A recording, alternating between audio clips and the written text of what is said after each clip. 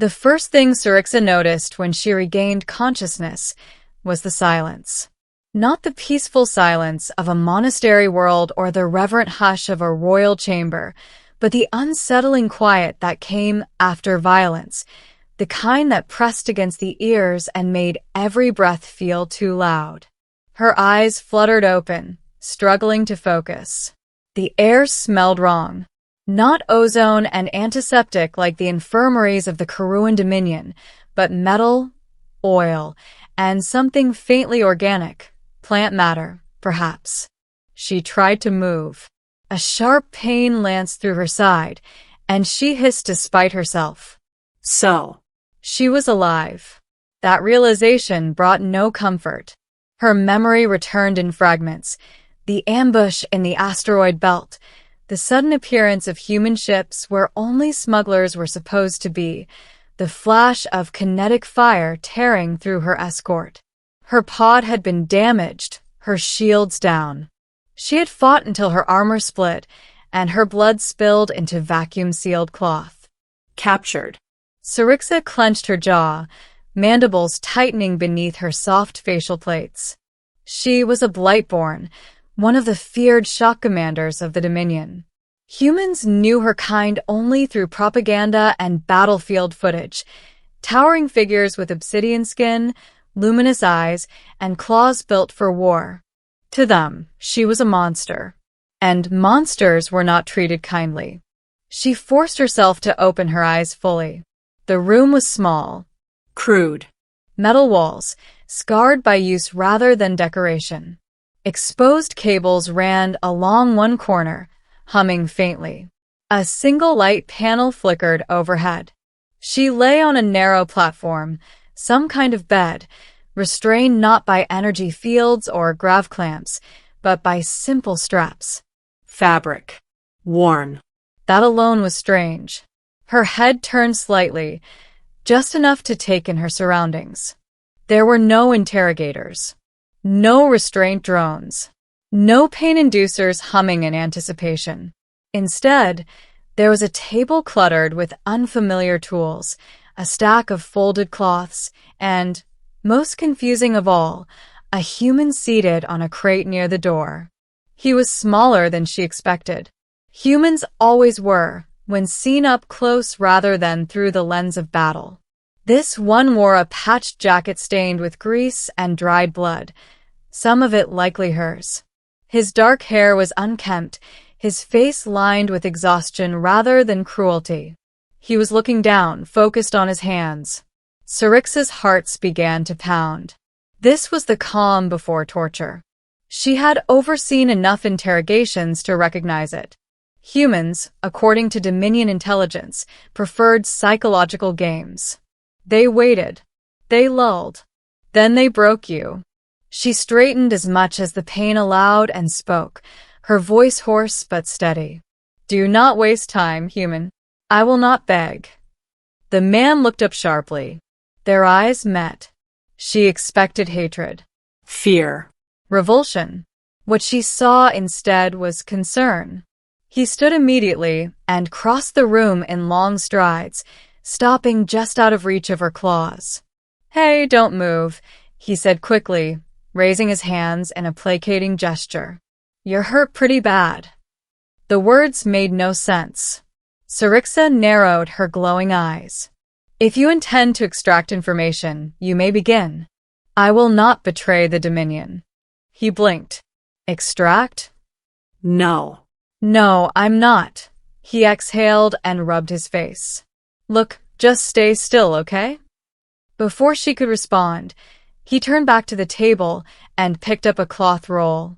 He unfolded it, revealing metal instruments, not the jagged implements of pain she knew, but precise, clean tools. Medical tools. Her confusion deepened into unease. You mock me, she said quietly. Is this some human ritual before torment? He paused, then looked at her again, really looked at her, at the blood seeping from the torn seam of her armor, at the way one of her arms twitched involuntarily. His voice softened. You were bleeding out when I found you. If I hadn't pulled you from that pod, you'd be dead. Cyrixus searched his expression for deception and found none. Why? She demanded. He hesitated. Because you were alive. That answer unsettled her more than any threat could have. He approached again, slower this time, giving her time to react. When she didn't lash out, when she couldn't, he knelt beside the bed.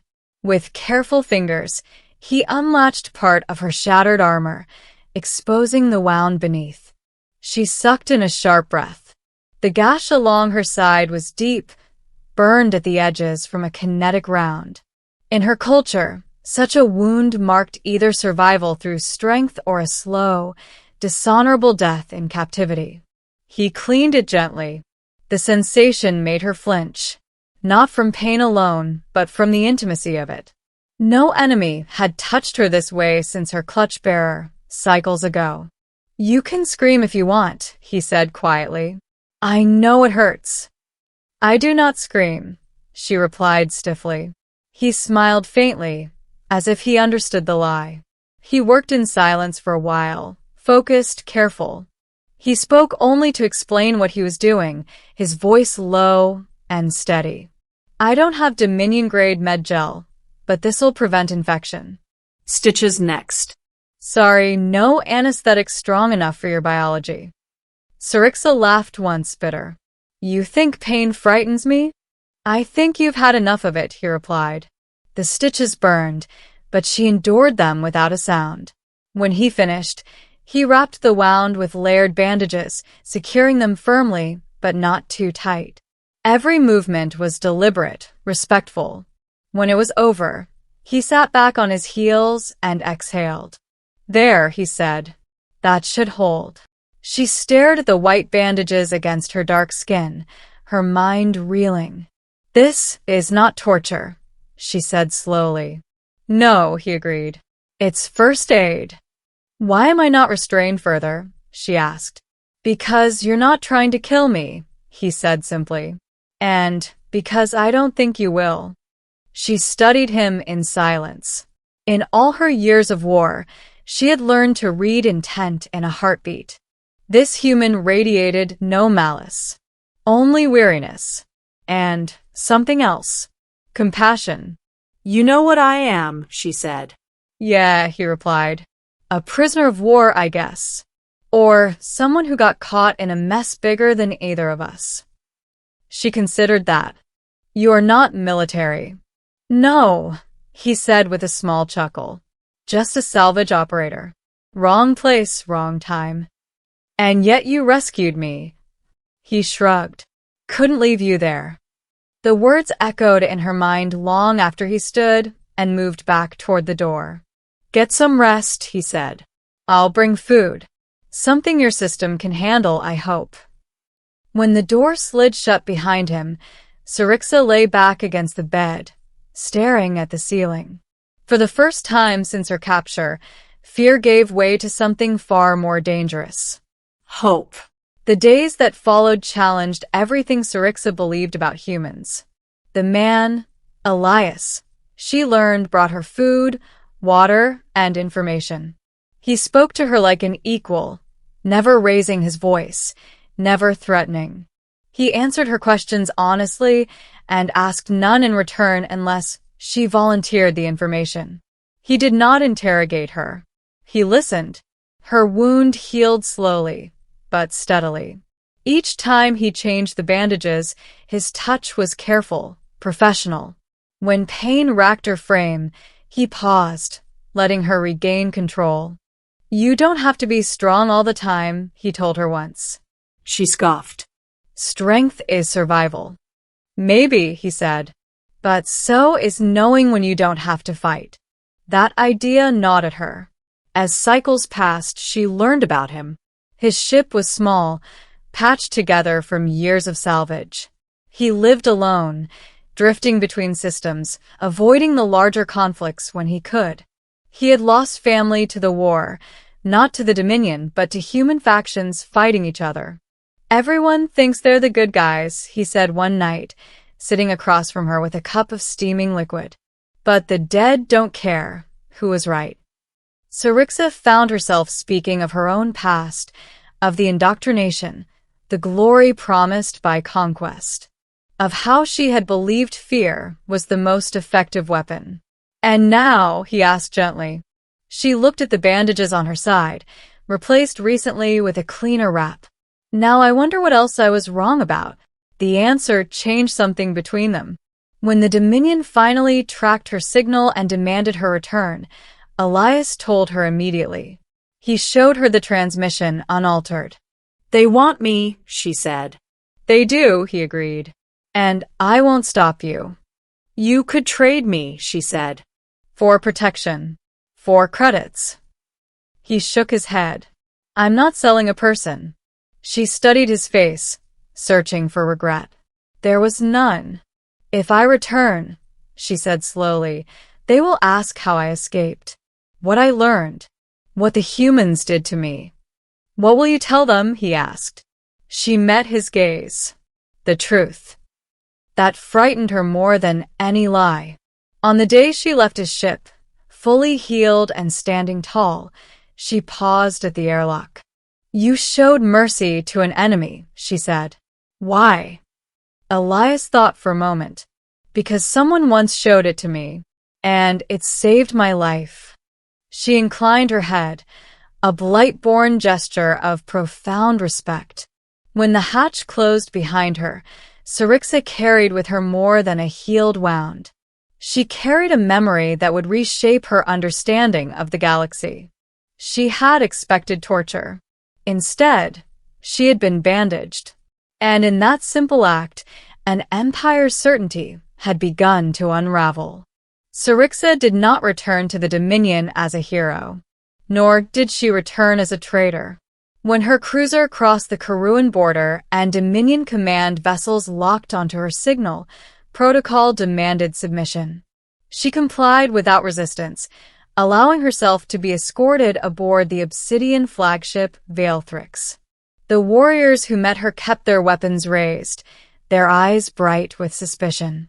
Word of her survival had spread faster than her explanation. She was brought before the High Strategium within the cycle. The chamber was vast, carved from living blackstone, its walls etched with victories older than most stars. Elders and war commanders watched her from elevated thrones, their expressions unreadable. A truth sphere hovered between them, ready to detect deception. "Syrixa of the Blightborn," intoned the Prime Arbiter. "You were captured by humans. You were wounded. Yet you stand here alive. Explain." She stepped forward, spine straight, claws relaxed at her sides. The truth sphere glowed softly. "There was no torture," she said. A ripple of disquiet moved through the chamber. "No interrogation," she continued. "No humiliation. A human salvager recovered my escape pod. He treated my wounds. He offered food, shelter, and choice." Murmurs erupted, sharp and angry. "You expect us to believe this?" one commander snapped. "Humans are weak, deceitful." "He could have sold me," Syrixa interrupted, her voice carrying steel. "He did not. He could have restrained me. He did not. He could have killed me while I was helpless." Her luminous eyes swept the chamber. "He chose not to." The truth sphere remained clear. Silence fell. "What did you give him in return?" the Arbiter asked. "Nothing," Syrixa replied, "except my word that I would not harm him." That answer unsettled them more than any confession of betrayal. After long deliberation, the Strategium ruled. Syrixa was stripped of frontline command, not as punishment, but as precaution. She was reassigned to a role long neglected: liaison observation, studying human behavior beyond the battlefield. Officially, it was a demotion. In reality, it was an admission that the war was no longer as simple as it had once been. Elias never learned the details of her trial. He only knew that weeks after she left, a Dominion signal buoy appeared at the edge of his scanners. Not a threat, not a demand, but a single encrypted message. Your kindness altered outcomes beyond your sight. That was all. He read it 3 times, then laughed softly and shook his head. Figures, he muttered to the empty cockpit. Life returned to its quiet rhythm. Salvage runs. Long jumps. Silence broken only by the hum of engines and the occasional memory of glowing eyes watching him with suspicion that slowly turned into trust. He didn't expect to see her again. But the galaxy, it turned out, had other plans. Months later, at a neutral trade station far from Dominion or human control, Elias spotted a familiar silhouette across the docking bay, taller than the surrounding crowd, posture unmistakable. Syrixa turned at the same moment. For a heartbeat, neither moved. Then she approached him openly, without armor, without escort. You are far from your territory, he said carefully. So are you, she replied. There was no tension in her stance now, no instinctive readiness to strike. Only presence. I argued for a ceasefire corridor, she said. Limited, fragile, but real. It will save lives on both sides. Elias let out a slow breath. That's big. It began with a bandage, she said simply. They stood there as traffic moved around them, beings of a dozen species passing by, unaware of the quiet miracle unfolding between former enemies. You changed me, Syrixa said. Not with force. With choice. He scratched the back of his neck, uncomfortable. I just did what felt right. That, she said, is rarer than you know. When they parted again, there were no promises, no declarations, just mutual understanding. Syrixa returned to her people carrying a new philosophy, one that questioned fear as a foundation for power. Elias returned to the stars, still salvaging, still surviving, but no longer believing that kindness was a weakness in a violent universe. Far from the front lines, beyond propaganda and bloodshed, something small but unbreakable had taken root. Not peace, but the possibility of it. And for a galaxy shaped by endless war, that was more revolutionary than any weapon ever forged.